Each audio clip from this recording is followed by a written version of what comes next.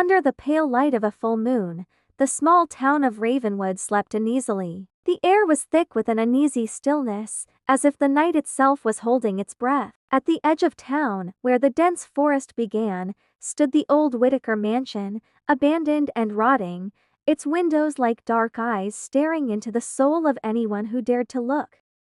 For years, the mansion had been a source of local legends and whispered fears. They said it was haunted by the spirit of Abigail Whitaker, a woman who had been wrongfully accused of witchcraft and burned at the stake by the townsfolk centuries ago. Her vengeful spirit was said to roam the halls, seeking retribution. One stormy evening, I decided to test my courage and explore the mansion with my friends. Jack, our fearless leader, was eager to prove that the stories were just tales to scare children. With us were Sarah, a skeptical but brave girl, Mike, who was always up for a thrill, and Emily, who had reluctantly joined despite her fears. As we approached the mansion, the wind howled through the trees, and the old wooden door creaked open as if welcoming us inside. Jack led the way, flashlight in hand, its weak beam cutting through the thick dust that hung in the air. The floorboards groaned under our weight, and the shadows seemed to dance around us, playing tricks on our eyes. "Let's split up," Jack suggested, more to show his bravado than for any practical reason. We reluctantly agreed and each took a different direction. I found myself in the library, its shelves lined with ancient, crumbling books. I picked up a dusty tome, the cover adorned with strange symbols. As I opened it, a chill ran down my spine, and I felt as though unseen eyes were watching me. I quickly put the book back and hurried out of the room, feeling an overwhelming sense of dread.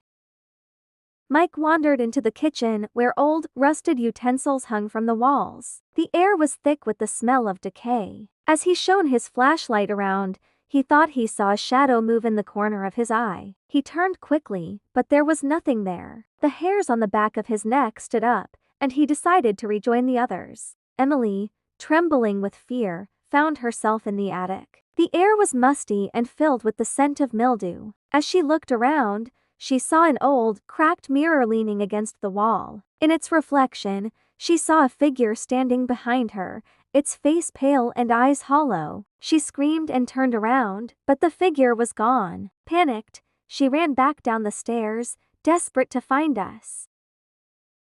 Jack was in the grand parlor, staring at an old portrait of Abigail Whitaker. Her eyes seemed to follow him, and he felt a cold breeze brush past him. He heard a faint whisper, like a voice carried on the wind, but he couldn't make out the words. Suddenly, the temperature dropped, and he could see his breath in the air. He turned to leave, but the door slammed shut, trapping him inside. The rest of us heard the door slam and rushed to the parlor. We found Jack banging on the door, his face pale and eyes wide with terror. Together, we managed to force the door open and pulled him out. "We need to get out of here," Emily said, her voice shaking. As we hurried down the hallway, the house seemed to come alive. The walls creaked and groaned, and shadows moved on their own. We could hear whispers and faint laughter, growing louder and more sinister. We reached the front door, but it wouldn't budge. Panic set in as we realized we were trapped.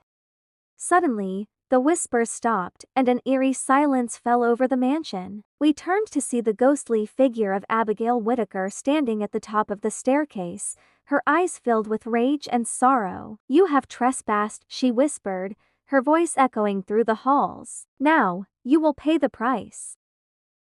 We screamed as the ghost descended the stairs, her form becoming more solid with each step. Just as she was about to reach us, the front door flew open and we bolted outside, not stopping until we were far from the mansion.